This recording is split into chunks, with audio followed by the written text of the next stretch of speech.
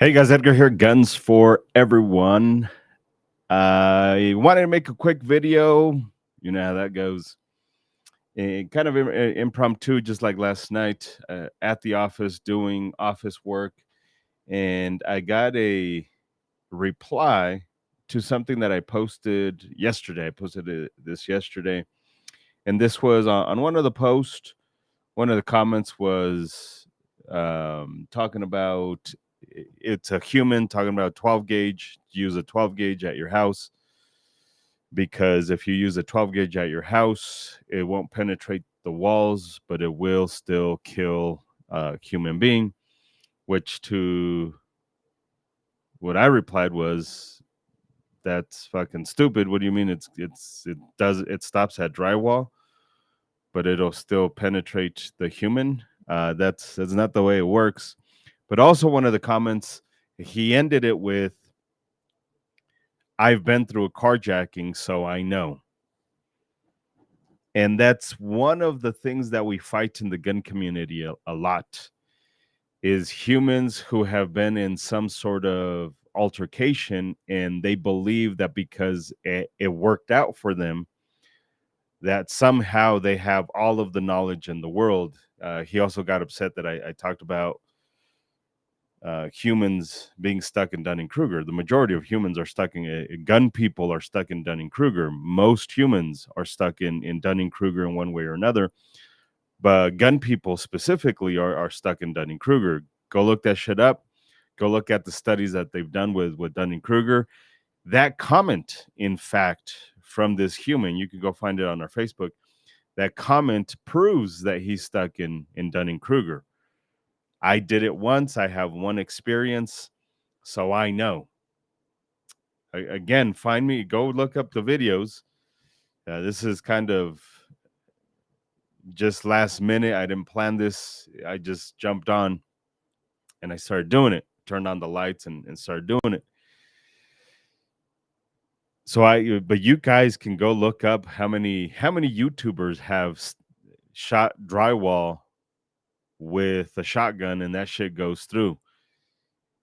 So this idea that if you shoot a shotgun is not going to go through walls. There's a lot of calibers that will not go through certain walls, but interior walls, I mean, we have to quantify them. But again, to the bigger point, I've done it, so I know. You've done it once. You have one data point, and we have no video, we have no camera. One of the things that humans do, and please study this. This is what humans who say stuff like this refuse to do. Study it because it then proves them wrong. Or, or we also have to accept that the anomaly, potential anomaly, does not make it the rule. It's the exception, not the rule. Maybe, but again, we don't have videos of this carjacking. We don't have videos of what happened. I've had to use my gun in self-defense twice. That's only 2 data points. I can't sit here and tell you, well, I know what's going to happen because I've had to use my gun in self-defense twice. In fact, for me, that proves that self-defense situations are not what they're like at the range. I can say all kinds of wild shit on Facebook and it still not be true. I can be a douchebag McGee on a range and use a timer and somehow feel like that accomplishes something. And in real life, it's something completely different. At the range, I can do whatever the fuck I want.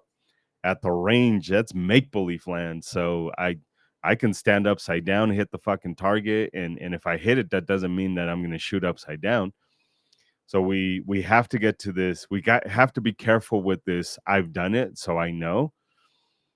It's like the humans who get into one car accident and somehow, some way, they start teaching defensive driving classes. Like you wouldn't accept that just because I've done it once. I know everything. The brain is super fucking magical. It's fucking weird. Study. Go. The fucking studies are there. Humans. The studies are there. Go look at the humans who believed events happened a certain way. This is how we get the Mandela effect. And even the Mandela effect is used incorrectly many times, but humans believe that certain things happened, but they didn't happen that way. That's what happens to a lot of self-defense people. They proved this with police officers in the late 90s, early 2000s, when we started getting more dash cam video, when they would see the reports and it said responded as trained or acted as trained or performed as trained. And then they would watch the video and it wasn't as trained. It was improvised. It was, I did whatever the fuck I needed to at that very moment for self defense. Uh, there's these studies exist. They're available for you guys to find them. Maybe Isaac and I will talk about this on Thursday's podcast, but this idea that I've done it, so therefore I know how to do it. You've done it once. And by the way, it probably didn't go the way you make it out to seem. You're probably Ted Kennedy in this. I don't know if you guys know who Ted Kennedy is, but go search that shit. You're probably um adding to it a lot more than what really happened. So this idea that I did it so I know is bullshit. Is bullshit. One data point. It's one day. That's not even that's not even enough to pretend to start talking about potentially maybe being scientific study. I don't know if you know how scientific studies work, but it requires a lot more than one fucking data point. We need a lot of information and we have it. That's the thing. Go watch the videos. You'll see some anomalies. You'll see some wild shit.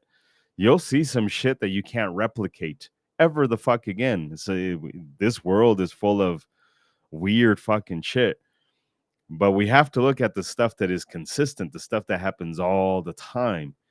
This idea that I did it once, so I know that a shotgun can't go through a wall, but it can kill a human is fucking. I don't know what the fuck kind of walls you had or what you're talking about, but go look at the videos of shotgun birdshot even going through drywall. And I get it. It's gonna slow shit down. And this conversation is really not to talk about self-defense inside the home, but it is to highlight this idea that most people have Dunning-Kruger, and that human actually, by saying no, not everybody's stuck in Dunning-Kruger, shotgun shells won't go, or shotgun ammo won't go through walls, but it will go through humans. That's fucking proving, because the evidence is there that this human stuck in Dunning-Kruger. I've done it once, so I know that that is an almost perfect example of what Dunning-Kruger is. Dunning-Kruger is humans with very little experience, with very little information, with very little know-how in a subject, believe that they know more than what they do. Let's fucking look it up. Whatever. Dunning-Kruger effect. Here we go. So you guys can read it. Let me share this with you guys. Entire screen. Boom. The Dunning-Kruger effect. Here we go. Is a cognitive bias where people with low competence in a particular area overestimate their own abilities and knowledge, while highly competent individuals may underestimate theirs. There's plenty of studies of humans who have very little information, very little know-how, fucking know everything. It's basically teenagers. So nobody's taking away the fact that if you were in a good guy, bad guy fight and you won, yeah, it worked out for you, but it doesn't mean you understand why it worked out. You're just claiming it worked, so everything I did was awesome, and then what I do at the range is what I think happened in real life. That's the other problem that human brain has. We prove this in classes all the time. When we tell people, hey, you're not doing this, and people are like, yeah, I am doing that, and then we'll take pictures, and then we're like, no, look. And plenty times we have humans like, oh, I didn't think I was doing that. I thought I was doing what you were asking me to do. And then they get to realize that the shitty stance, the shitty grip, or whatever they're doing incorrectly, but in their brain it looked awesome. They thought they were doing it incredible. That's what happens is you might think you did what you did at the range, and that's why you believe that what you do at the range is what works. But if we watch videos of the actual altercation, it's most likely not what happened in real life because it's not the range, it's not a controlled environment. So yes, maybe it worked out for you, but it doesn't mean you did what you believed you did, and it doesn't mean you understand why you work, why you survived, why you won, or what have you.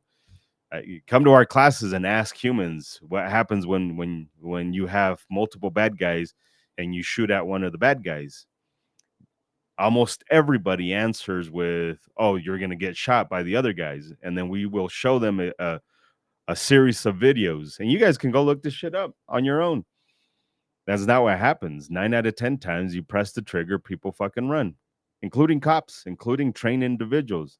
The limbic system kicks in, and the limbic system doesn't want to die. It doesn't want you to die. So it does things to survive, not what you did at a square range with nobody trying to fucking kill you. This is why timers are stupid. This is why doing drills where you just swing guns and strike plates, and this is why the Weaver stance doesn't work in a real world self-defense situation. It works at the range, but it doesn't work in real life. So at any rate, we have to be careful with this idea that I did it once, so I know everything about self-defense. It's fucking stupid. This is not the way it works.